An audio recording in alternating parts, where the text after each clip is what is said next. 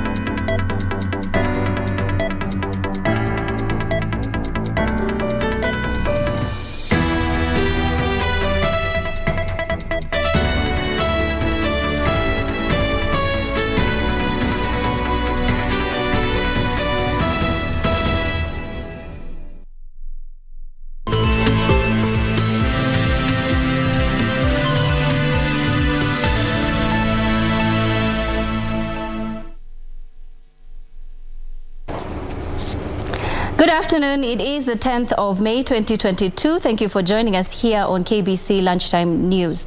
I am Nissy Imano Anwangeshi. He's our sign language interpreter for this particular bulletin. We do have a comprehensive bulletin that we have prepared for you, and we want to start in Machakos County, where our reporter John Jacob Kuria is in Tala in Machakos to give us an update. Kuria?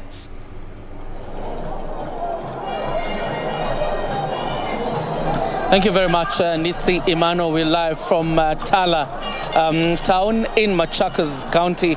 This is the venue of the campaigns for Kenya Kwanza, and Deputy President William Ruto will be leading the Kenya Kwanza forces to Machakos County as the campaign for Kenya Kwanza 90 days towards the general election, or ahead of a general election. It's quite instructive to note that the Ruto camp, or the Kenya Kwanza camp, has received a boost in the arm, because if they were to come here to campaign, or they came here last week, they would obviously be here without the support of the area governor. But yesterday, Governor Alfred Mutua decamped from the Azimio la Umoja coalition party to Kenya Kwanza, and therefore he will be among the people who will be campaigning alongside the deputy president here in Tala, Machakos County. Others also expected here include Governor Amason Jeffa Kingi, who has officially joined the Kenya Kwanza coalition this morning, and obviously talking about his hopes in the Kenya Kwanza coalition. And that's the agenda that we'll be selling here once they get to Tala. And I'm sure there will be several other stops around Machakos County. But very quickly, let me just show you the turnout around here in terms of a number of people people who have already come out. This is the Machakos, the Tala bus terminus. This is where the event will be held. Obviously, the Deputy President and his entourage addressing residents from the local, or rather from the roadside. But then most of the supporters will be at the bus terminus in Tala, spreading the message of bottom up and calling on area residents to support his bid. But it's instructive to note that this is the bedrock of support of Wiper leader Kalonzo Musyoka, who is viewed as the de facto kingpin of the Ukambani region. Whether the campaigns will tip the scales in favor of the Deputy President now that he has Alfred Mutua to his corner is something we'll have to wait and see what happens after the general election. But that's just how things are. We continue to await the arrival of the Deputy President. He was supposed to be here by 12. It's 1 hour later, but he's not yet shown up. But we continue to await him. We'll be giving you a comprehensive coverage of what he says during our bulletins at 7 and 9 p.m. But now, let me hand it back to you, Nissy Imano.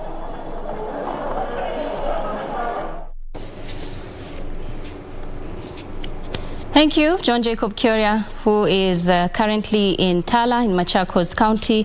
He is, of course, on standby. He'll be giving us an update on the Kenya Kwanza rally, Kenya Kwanza campaign, I beg your pardon, that is currently happening in Machakos County. That we'll bring to you in our subsequent bulletins. Moving on, the Ministry of Environment has challenged counties to invest in the management of medical waste, which was on the rise. The ministry noted that the waste was responsible for massive pollution of the environment and water bodies. The hospital management team, I run this hospital. According to the Principal Secretary in the Ministry, Chris Kipto, the government and partners were keen to address the issue of medical waste mainly in public hospitals. He noted that the government has received 400 million shillings from donors to address the issue of medical waste in Nakuru, Mombasa, Kisumu and Nairobi counties. I have spent about 26 million to buy this incinerator that you see here, together with all the equipment all the way to the ash pit. And then this truck cost us about 8 million shillings. And we have also spent little money on shredders and the balers, which have also been distributed to this county. So in total, I think a budget of about 30 million has come to this county of Nakuru. Far much less than that, it was found wise. Speaking after handing over the equipment, Kipto said the ministry had worked on a bill that sought to ban all dump sites which had turned out to be a source of pollution. Sentiments echoed by Nakuru Deputy Governor Dr. Eric Korir, who termed the donation as handy as the county was generating 52 tons of medical waste every month. This facility will help us in areas like Gilgil and Naivasha, because they are neighboring this facility, and then they will actually reduce the pressure we have in our Nakuru incinerator, which is actually much bigger than this and is actually serving the same purpose for the region around that area. This is one of about 8 different programs and projects that we're leading with the Ministry of Environment and Forestry, and I think we're just proud to say that being able to bring it to the county level, bringing in private sector, is something that we definitely want to scale up as we move forward. UNDP Deputy Representative Ms. Mandisa Mashologu said that they were keen to expand the program for more counties to benefit. Elvis Otieno, Lunchtime News. And elsewhere, Roysambo, Member of Parliament Waihenya Ndirangu, is calling for concerted efforts in developing more secondary schools to improve transition from primary to secondary education. Speaking when issuing bursary checks, the legislator urged residents to choose leaders who are developmental oriented if the area is to advance even more. Waihenya claims most public land in the area has been grabbed, leaving little space for expansion of schools to meet the rising population in the area. Tukishirikiana na wadau wengine, MCAs, Provincial Administration, National Road Commission, tuko na viwanja ingine kama 5 tunafuata, na huko diko tunatarajia kujenga secondary schools ingine 5 kwa hii miaka ingine 5 inakuja. Tumeona ile kazi yenye imekuwa, we have seen the goodwill from the national government, and the best that we can do is to ensure that all grab points zenye ziko huku kusaidiana na mheshimiwa wa Kenya Dirango, kusaidiana na governor mwenye anakuja, zikuwe repossessed back so that zile shule 5 anasema anataka kutengeneza apate space ya kutengeneza Nairobi endelee mbele. The legislator says the area requires more schools to make the government resolve over 100% transition from primary to secondary education. Tuko na secondary school, shule ya upili tunajenga, inaendelea, iko karibu kumalizika huko Zimmerman. Pia tunapagia ingine pade ya Jadhaine, na ya 3 tutaitengeneza huko area ya Kahawa West. Mipango ya kuuda secondary schools bili za wasishana. He said his administration is in the process of giving out 35.25 million shillings to secondary, university and tertiary students to boost their education. Tukirudi tena kwa bunge, tutaweka bidii tuhakikisha ya kwamba tumepata 100%. Hiyo tutafanikiwa kwa sababu tuko na miradi ingine ya kuongeza secondary school. The lawmaker called on Nairobi residents to prioritize leaders who are development fused. Close to 30,000 public servants have received counseling since the government rolled out the mental health program in the service 3 years ago. Ministry of Public Service and Gender Principal Secretary Mary Kimonye said the program started in response to increased incidents of depression, homicide and suicide among civil servants. Kimonye said the government will soon roll out a program dubbed Dignity in the Workplace Policy to help civil servants overcome hardships at their workplace.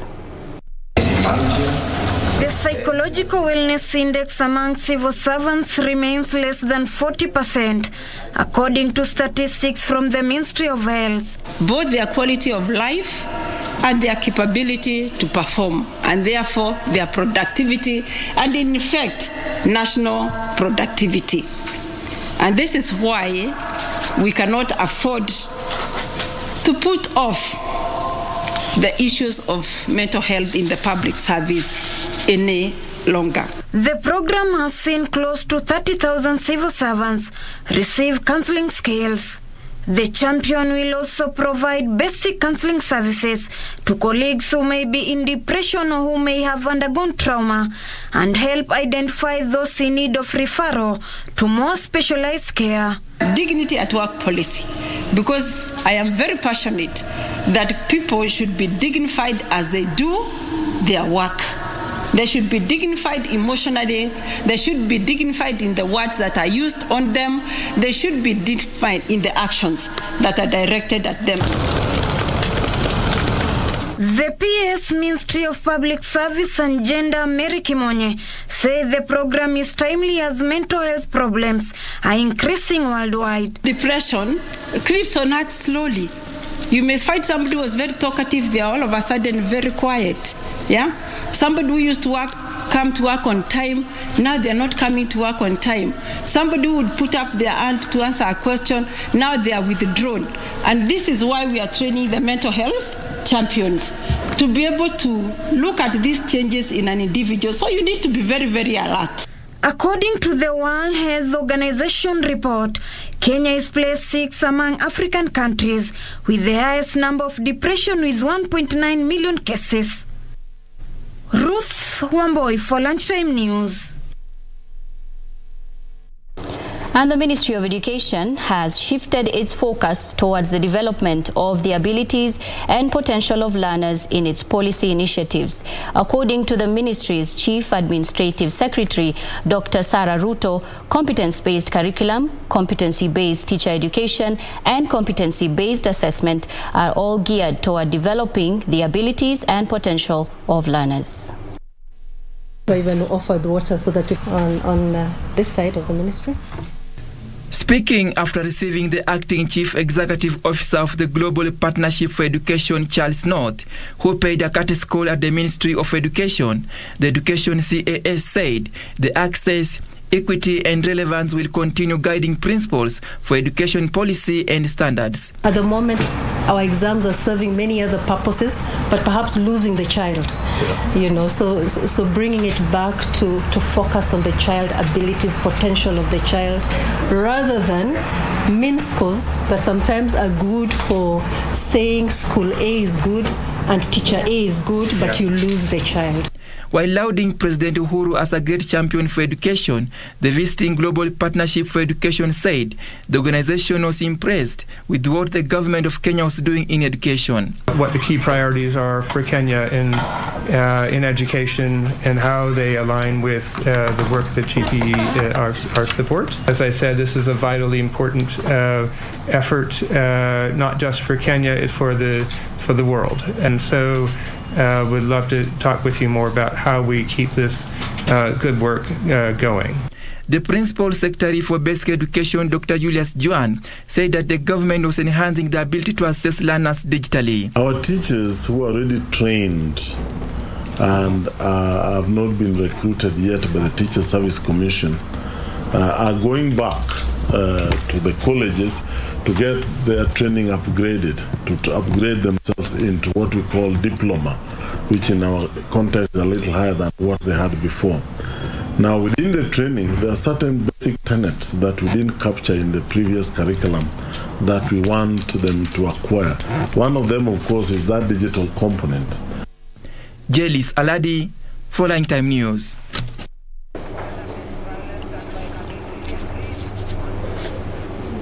A 23-year-old woman from Mulunyu village, Kakamega County, is nursing serious injuries after she was allegedly attacked by her husband following a family dispute. The husband, Ibrahim Ombete, is said to have introduced another woman in their marriage, leading to a bitter argument and subsequently the heinous act. Mulunyu village in Kakamega County, a drama unfolded between a husband and a wife who have been in marriage for a period of 7 months. Gentrix Kaleha is in pain after she was brutally attacked by her husband, Ibrahim Ombete. Niko natoka juu, alileta mwanamke mwingine kwa nyumba. Nikamwambia mimi siwezi kaa hapa kwa nyumba na mwanamke mwenzangu. Kaleha says she was stabbed severally after she questioned her husband's move to introduce another woman in their marriage. Anipeleka kwake kwa nyumba ndo akafunga mlango na kafuli. Akachukua slash akaanza kunichapa. Akitoka na nifungia ndani na kafuli. Hata kwenda choo ni shida. Kaleha's family is now seeking justice, claiming it's not the first time the victim has been assaulted by the suspect. Hiyo uhusiano kuanzia last year mwezi wa 8. Batali ilikuwa tu ya kuchapana, kufungiana kwa nyumba, kuchapana, kufungiana kwa nyumba. Haja kwako tuna ile freedom ya kujiexpose, kutembea. Hata mtoni kuna wakati niliona akitoka mtoni saa 3 usiku. Zitamani ama tuziona vizuri mtoto kama huyu akifanywa hivi, na wale ambao wako pia ambao hata wajafikia mahali pa kuonekana wanapitia hali kama hii. Tungependa serikali iwapo jambo kama hilo linaweza wafikia, wafanye kwa undani kabisa, wafanye investigation ili mambo kama hayo yafanya nini yepuko katika jamii. Frederick Muki for Lunchtime News. And Wiper leader Kalonzo Musyoka turned up for the Azimio la Umoja One Kenya running mate interviews despite earlier indications that he might skip the process. Speaking after appearing before the 7-member selection panel, Kalonzo says the decision to appear before the panel for the 2 hours interview was a personal one and that he did not want to be left out for any particular reason.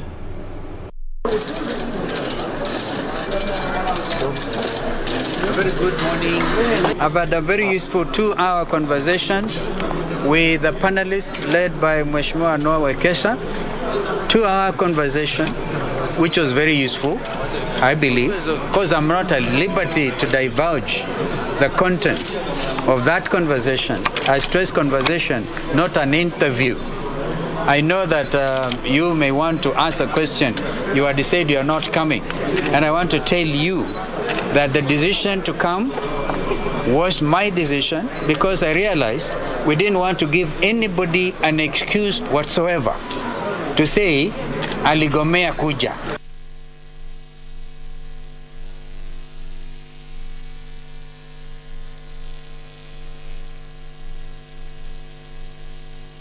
Staying with politics, Azimio la Umoja One Kenya Alliance presidential nominee Raila Odinga has announced a raft of plans to streamline the informal sector if elected president in the August 9th general election. According to the former premier, a majority of those working in the sector are often duped into accepting meager payments despite their unmatched skills due to lack of proper academic credentials. Raila says that under his government, he plans to adopt a policy for recognition of prior learning that rewards individual skills. It was during a press conference held at his current residence in Nairobi County Tuesday that Azimio la Umoja One Kenya Alliance presidential flag bearer Raila Odinga stated his plans to streamline the informal sector, which he terms as the largest job creator. At last check, the Juakali sector employed more than 16 million Kenyans and contributed more than 34% of our GDP. I acknowledge that the dream for a coherent and formal approach to this otherwise critical sector got deferred, but it is not dead. I am here to announce the rebirth of this dream. Despite the gains, Raila claims that thousands of those working in the sector are often duped into accepting peanuts because they lack the required academic credentials. Our furniture makers at various Juakali points across the country, like for example Ngong Road, we all agree they make great furniture. But many of them have to go through brokers to reach the high-end market where their products are sold at very high prices, while the makers earn peanuts.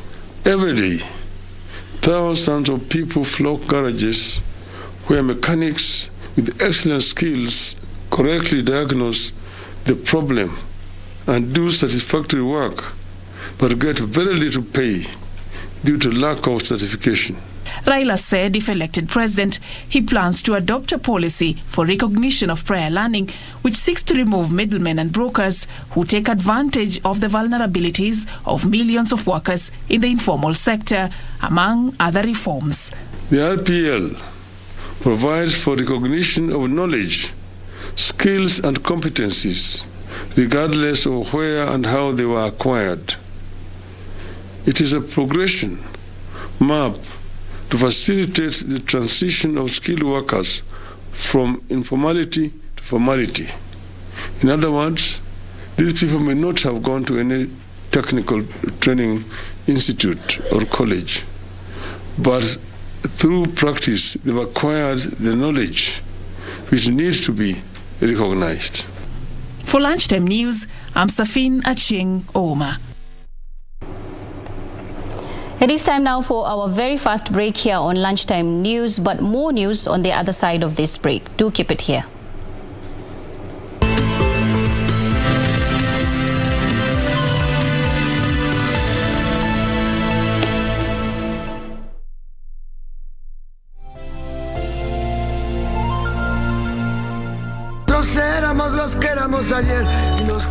Hello?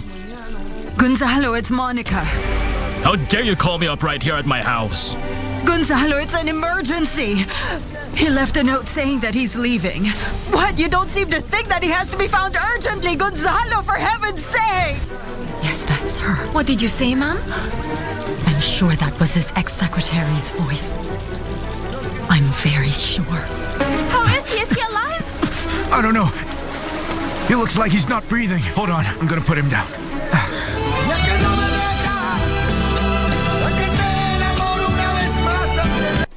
Do you have a news story to share with KBC?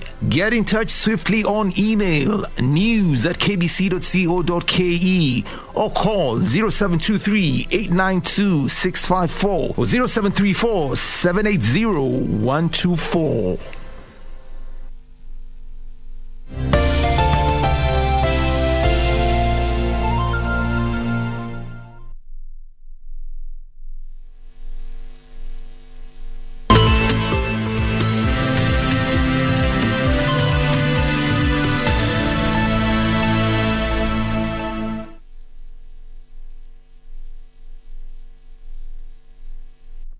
Welcome back. This is Lunchtime News. Thank you for staying with us. Moving on, the security team in Narok County has teamed up with the clergy for peace caravans ahead of the August 9th general election. The religious leaders will hold prayer meetings that will bring together different communities and aspiring leaders residing in the area to preach peace. The first prayer caravan will be held at Nyamira Stadium on May 26th, and all aspiring politicians and incumbent leaders have been invited to attend. Narok County Commissioner Isaac Masinde said prayer meetings will help tone down tensions among competing parties in the cosmopolitan county. Na kiini ya mkutano wa leo tulikuwa tunakutana ili tuweze kuongea, tuweze kuona vile hii kaunti yetu inaweza kuwa na amani vile tunapokuwa tunaelekea wakati wa kupiga kura vya governor, useneta, viti vya upunge na pia viti ya members of county assembly. Various leaders who attended the meeting and the county commissioner urged local leaders and residents to volunteer in large numbers for prayers and also called on the faithful to pray for the nation during the electioneering period. Tumehudhuria mkutano ya county commissioner ambayo ilikuwa na agenda ya amani kwa wakati huu wa uchaguzi ambayo ni uchaguzi mkuu ambayo imekaribia. Tumemzia kuhusiana na amani, usalama wakati wa uchaguzi na baada ya uchaguzi. Na tumekubaliana wote ya kwamba tutakuwa na mkutano kubwa sana katika Nyamira Stadium hapa Narok ya kuomba amani.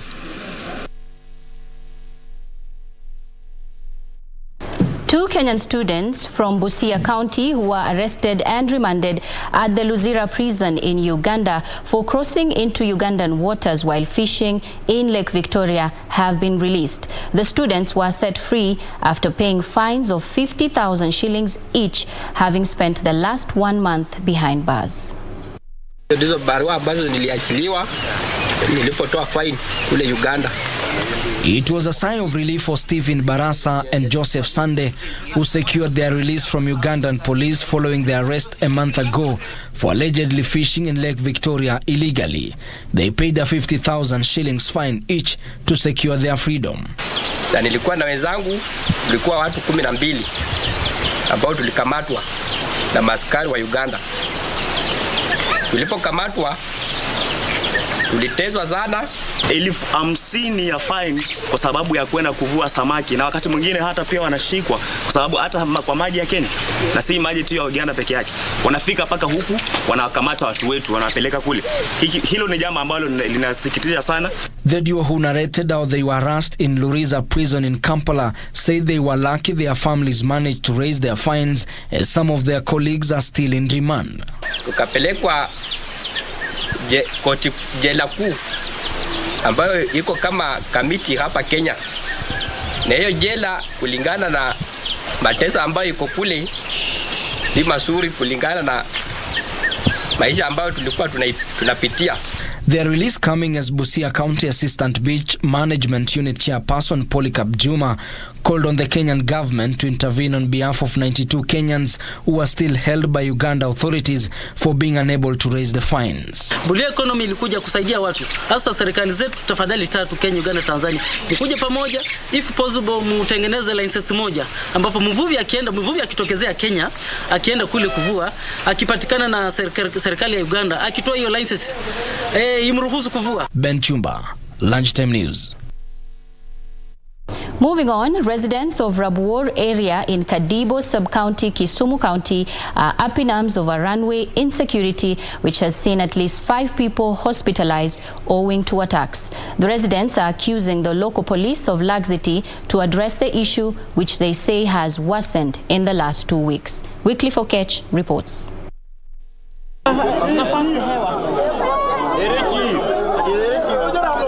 Nilipata jana kwa gate nikupiga simu. So mimi nilikuwa nadhani ni watu wanapita na pikipiki, nikaamua kuwaachia njia wapite. So vile nilikuwa nimegeuza mgongo wangu hivi, nikashika wanambia na shoka, nikaanguka chini. Brian Odhiambo is the latest victim in a spate of insecurity in Rabuor area of Kadibo sub-county, Kisumu County, where at least 5 people have been hospitalized following attacks by unknown assailants.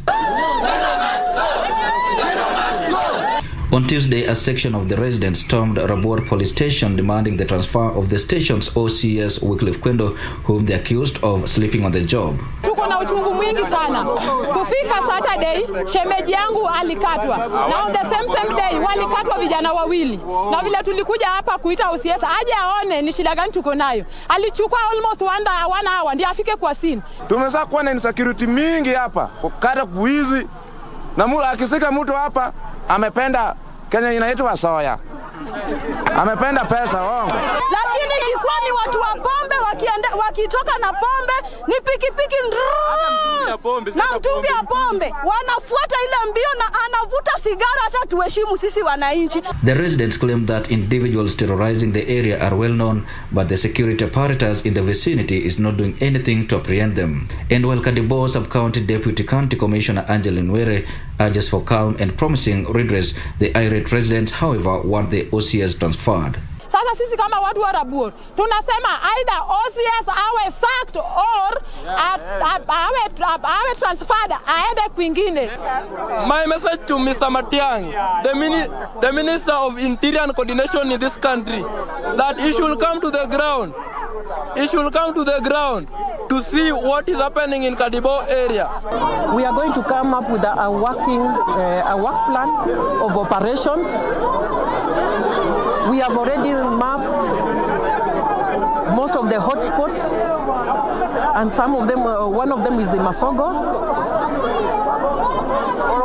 The only thing I really want to urge the public is to ensure that I can't really want to request them to share any information that they do have. For Lunchtime News, I am Wycliffe. Okay.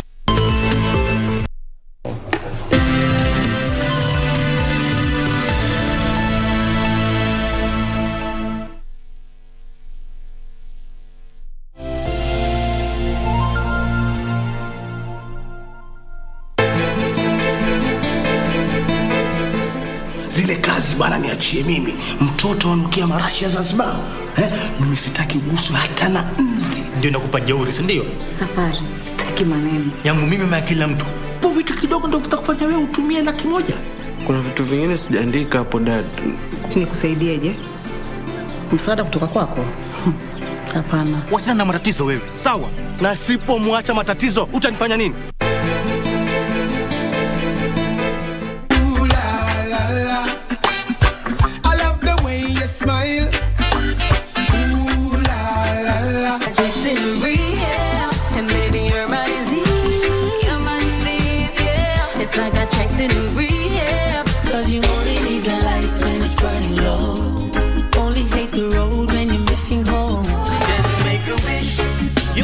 Want the things, baby, give me that good loving. A woman like you, of all the girls around the world, she means the most to me. Caribbean girl. When I come back, what the when I come back, what the when I come back.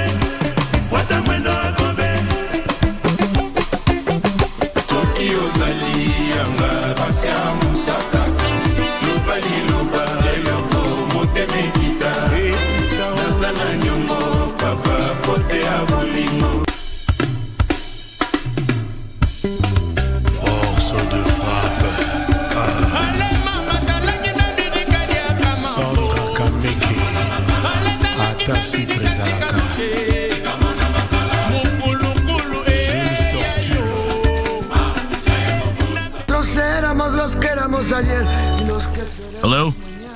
Gonzalo, it's Monica. How dare you call me up right here at my house? Gonzalo, it's an emergency. He left a note saying that he's leaving. What? You don't seem to think that he has to be found urgently? Gonzalo, for heaven's sake! Yes, that's her. What did you say, Mom?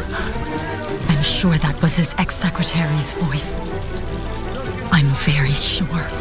How is he? Is he alive? I don't know. He looks like he's not breathing. Hold on, I'm gonna put him down.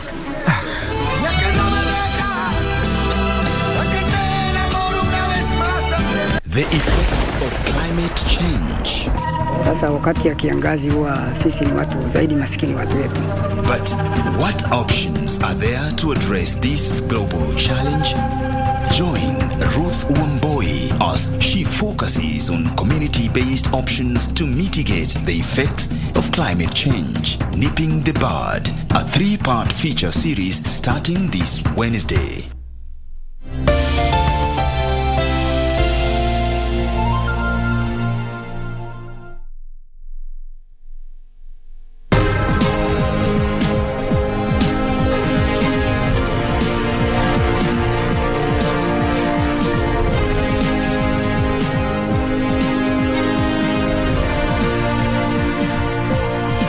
This is Lunchtime News. It is time now for business, and I am joined by Juha Hautanen, who is the head of department at the JAMK University of Applied Sciences, and he's here to talk to us a little bit about competency development of companies. Good afternoon, and thank you for joining us. Okay, pleased to be here. Okay, so let's just begin on that note. What is competency development in companies? What do you mean when you say competency development in companies? Yeah, I see that our competencies, they are the key value of our competitiveness of the companies. Not anymore like tools or machines or even walls, but it means that how the employees are able to upskill and reskill themselves to achieve the better position in the market and in market area they are working. So you're focusing on human resource? It is a human resources. Creating competence, it is a very human thing. Okay. So let's go into the training partnership that you have here. Tell us a little bit what that is about. Well, we are cooperate with a local company which is called as Max Global, and it has been very fruitful cooperation. And we have created a network with different kinds of stakeholders from the ministries, from the educational organization and industry developers so far. And that is what we have done so far, and we are looking forward that we could able to bringing some added value to the organizations in this region, in the Nairobi, in the whole Kenya, and also in Africa. But in the same time, it is our competence development, since we are learning in the same time how you are doing things and what is your culture, and able to understand those cultural things and issues. Nothing is able to copy directly from the Scandinavia here to the Africa. So are you doing that only with universities, or are you doing that with other private organizations? Yeah, we are the educational organization which make education. We are making different kind of research and development tasks as well, and offering different kind in services. But it is perhaps the easiest way to cooperate with their educational or research organizations. But back home, we are cooperate with different kind of private companies as well, or public organizations like hospitals, how they are increase the skills of their employees. So perhaps now, because we are talking about training, what is the place of training in a person of business? What is that place? How important is training for a person in business? Well, training can see be as a part of their collecting the experiences, and when you get the experiences, you are able to learn from those experiences. But they have to be engaged somehow to the theory or common understanding of the things, so that those things combined together, that is the training what we are talking about. And if we are talking about the university, I could say that already, but also mostly in the future, the walls of university will be collapsed, and the learning going to happen in the industry, different kind of working places, not only in classrooms, not during the lectures, but but collecting different kind of experiences and solving the real problems from the industry. I like that you say not just in the classroom. Yeah. So what specific business skills do entrepreneurs need? Well, the enterprises and the employees what are working there and what we are teaching to our students and trying to teach as well as our staff members, they are such a entrepreneurial attitude. So it means that you are looking around your environment to understand different kind of opportunities or changes over there and try to utilize those things and to have a courage to make the step. And if you fall down and make some mistakes, they are opportunity to learn something every time. So it is those experiences, they are in very important role. Okay. So I know you're focusing on competency development of companies, but there's aspects of agriculture and education, and I see even in manufacturing. Tell us a little bit about that. Well, it depends on the area where we are working on. And for example, in agriculture, it means that we have to cooperate very closely to farmers, also the manufacturers which are producing the different kind of machines to those companies, but also those retailers which are selling those foods and so on, so that it is like a value chain. What we try to understand as well what kind competencies are needed to bringing the best products, best food products to their end users. Okay, so are you talking about for farmers, you will teach them how to effectively farm? Are you giving them tools? What exactly are you doing with the farmers? Yeah, well, it can be that kind of thing. So bringing latest scientific information to the farmers, how to farm, how to make agriculture, but it's not only about farming, it is also about the marketing and understanding this business logic on this area. So it is like a holistic point of view. Okay.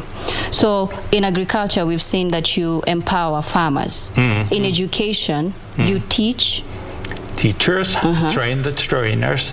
So if we are thinking about that university industry cooperation, it's not happening by the organizations between different organizations. It happens by individuals. So the trainers means that each teachers, professors knows that what is their role in this cooperation and what kind of value they are able to bring and what kind of competencies they are able to bring to in their network. And also in same time, we are able to bring information to the educational organization, and we are able to upgrade our curriculums so that they benefit more the society, the individuals, the students, but also they are benefiting those can be farmers, or it can be some other organizations as well. Okay, so that's in agriculture, education, and now let's go to manufacturing. Now after you've shown them, or taught them the roles and their value, and you've upgraded their curriculum, how do you go into the manufacturing sector? In manufacturing sector, there is plenty of things on that area. Since manufacturing philosophy has changed pretty much during last decades. Digitalization has stronger role over there, so it's not like just more like one employee hand skills in the workshop. It's more like how you are able to orchestrate this workshop and how you are able to cooperate on that field. So finally, because of time, what have you achieved so far in terms of partnership in the training? In partnership and training, there back in Finland, I could give examples from over there.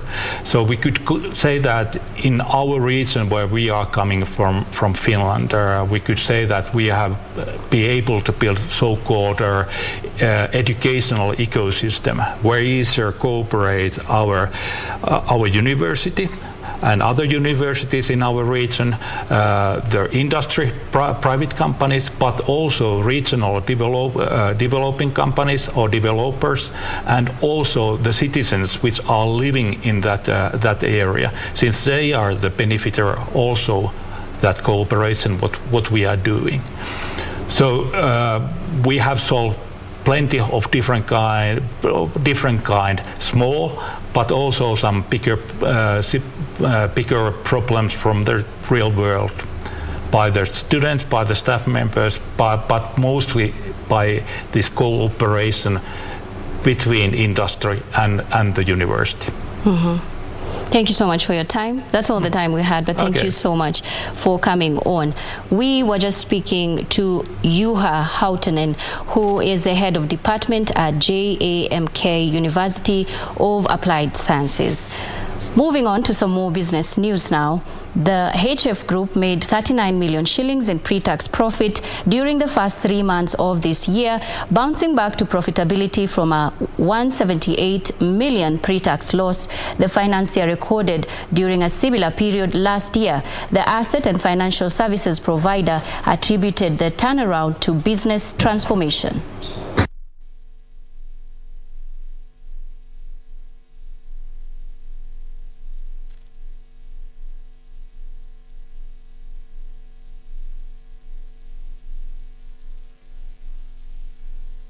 We also embarked on the HFDI side, which is our property development side. We had a large stock of houses, 1,400 houses.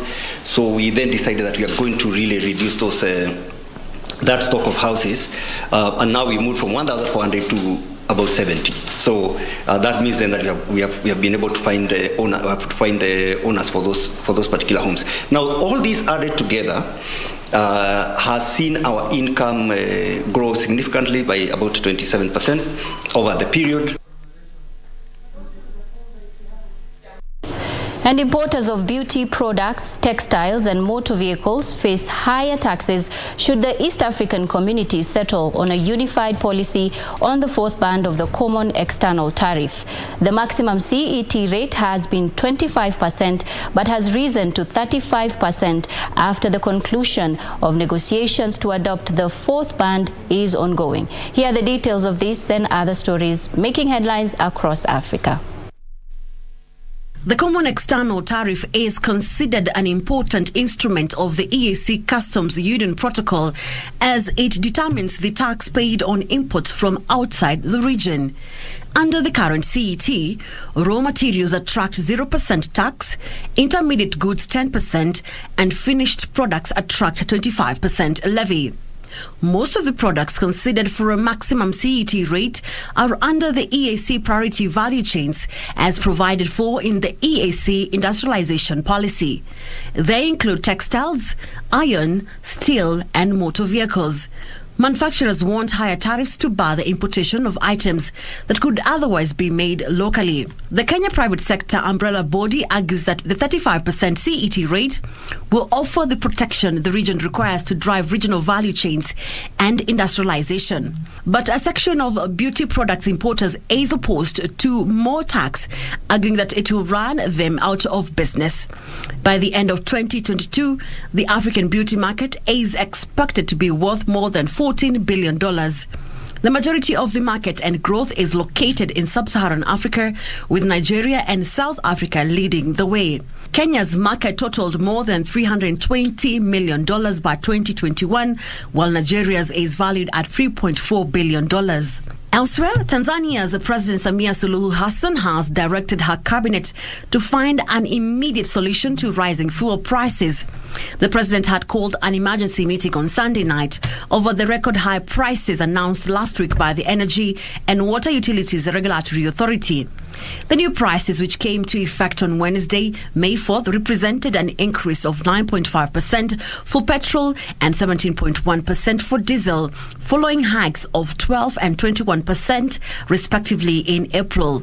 Kerosene went up by 16% in May from 21% increase in April. Ewuara attributed the price changes to rising prices in the global markets, which affected about 93% of the retail prices and about 4% to premiums.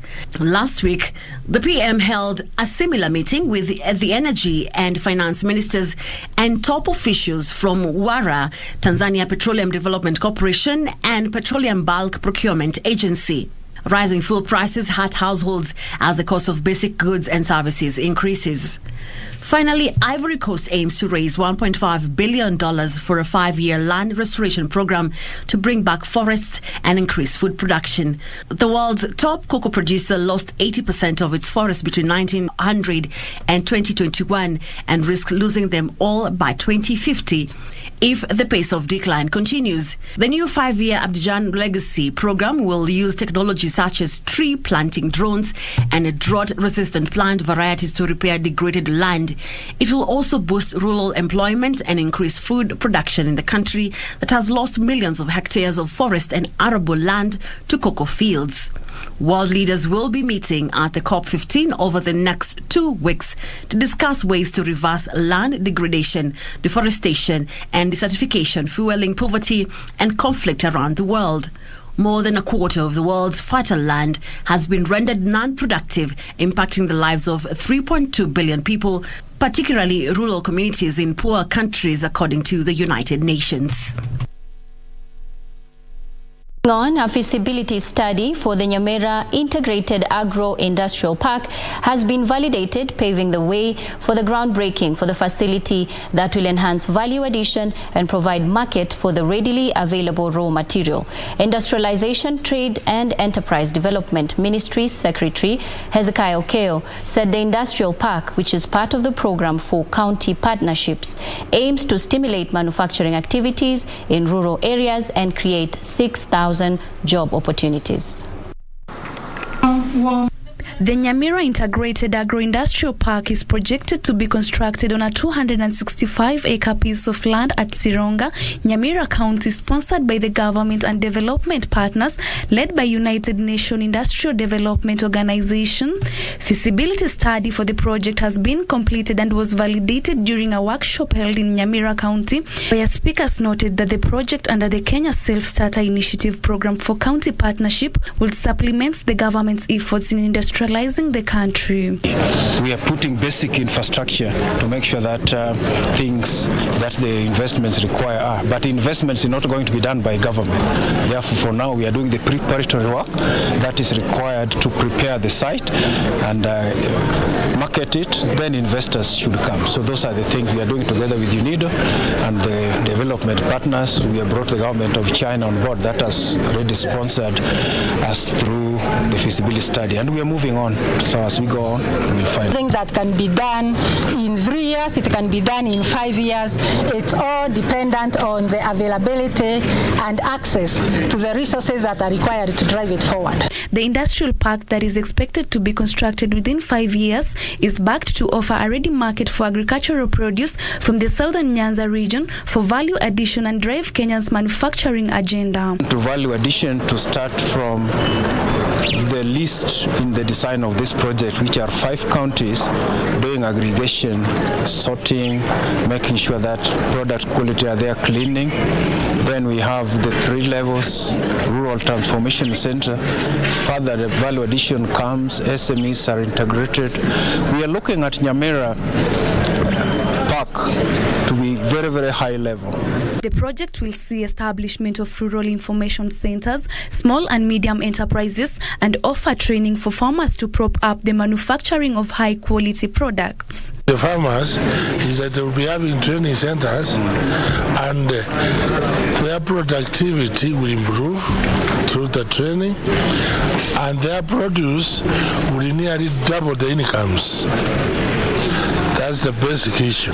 The national and Nyamira County government will provide the prerequisite support structures to attract investors and facilitate a smooth takeoff of the project. Terry Njenga, Lunchtime News.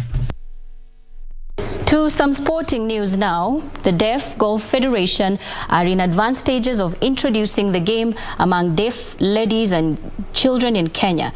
This happening while Kenya participates in the ongoing Deaf Olympics in Brazil, where coach Vincent Wangombe and player Adan Wario backed Isaac Makoha to win a medal for the country. Kenya Golf Deaf Federation President Daniel Ogembo announced on the sidelines of the team stroke play, where Kenya was being represented by Isaac Makoha, Gilbert Alikula and Adan Wario. Unfortunately, Wario pulled out of the competition due to injury, while Alikula was eliminated after stroke play. Makoha advanced to the quarter-final stage.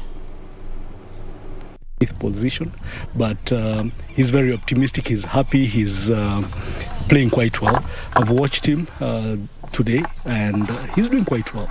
I was feeling like my muscles were tired, so I wanted to do some exercise for my shoulder and upper body. So as I was trying to swing with two clubs, remember? So I was holding them like this and swinging around. So it happened that I hit the ground. When I hit the ground, the two clubs separated and I had a cut in between my thumb and this finger. So it was all over bleeding and it was a deep cut. I started feeling weak. So then at number 14, we discussed also with my coach who was around, and I decided to stop it at that point. After Brazil, when we go back to Kenya, we are going to start maybe with the ladies, because we want to start a program for the ladies. Right now, we've not brought any ladies, because we only have the men, and we feel like it was important to also include the women, so that next time we could also have more ladies becoming golfers. And in the NBA, Fiorentina beat Roma 2-0 in the only series match played last night, shaking up Europa League scenarios in the process at Atemeo Franchi. Roma remained sixth on the table despite the loss, but on equal 59 points with their opponents Fiorentina, who are a place behind. Fiorentina humbled Jose Mourinho's Roma at home 2-0 thanks to